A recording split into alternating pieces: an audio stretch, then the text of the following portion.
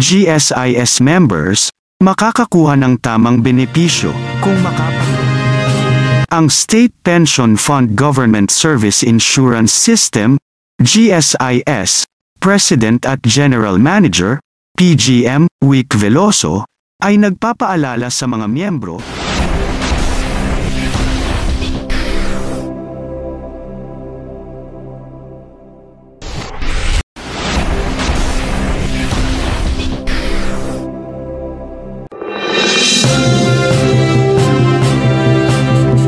Magandang araw po mga kaguro. GSIS members makakakuha ng tamang benepisyo kung makapagbayad ng mga loan sa takdang oras.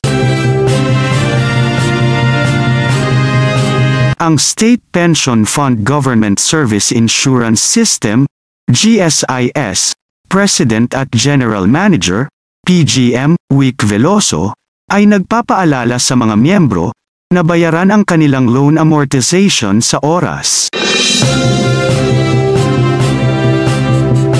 Kung ang lahat ng ahensya at miyembro ay nakakapagbayad ng tamang premium contributions at loan payment sa takdang oras, ay matatanggap nila ang kanilang tamang benepisyo, PGM Veloso said. Ipinunto niya na ang mga hindi nabayarang pautang ay magkakaroon ng mga interes at penalties na maaaring makabuluhang bawasan ang mga benepisyo sa pagreretiro ng mga miyembro.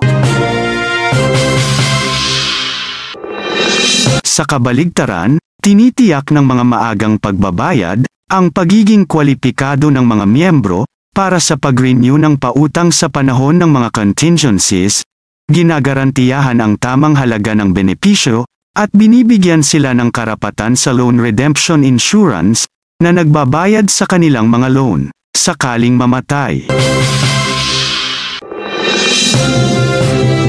Pinayuhan ni PGM Veloso ang mga miyembro na gamitin ang GSIS Touch mobile app para sa madaling pagsubaybay sa kanilang mga pagbabayad sa utang. Tiyaking sumasalamin ang iyong mga pagbabayad sa GSIS Touch. Kung may mga pagkakaiba, makipag-ugnayan kaagad sa GSIS.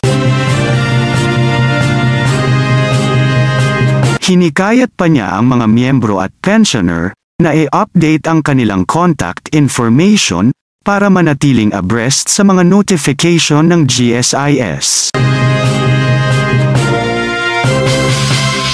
Upang magbigay ng higit na kaganhawahan sa proseso ng pagbabayad ng pautang, ang GSIS ay nakipagsosyo sa halos 7,000 outlets, kabilang ang Bayad, M-Lulier, at Universal Storefront Services Corporation, USSC, dating RCPI.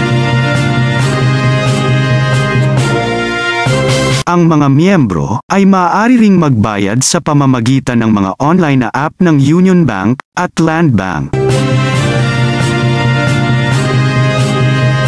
Para sa iba pang detalye, maaaring bumisita ang mga interesadong partido sa GSIS website www.gsis.gov.ph o Facebook account at gsis.ph, mag-email sa gcares@gsis.gov.ph o tumawag sa GSIS Contact Center sa 8847-4747 kung nasa Metro Manila, 1-800-847-4747 para sa Globe at TM subscribers at 1-800-10-847-4747 para sa Smart, Sun, at mga subscriber ng Talk and Text.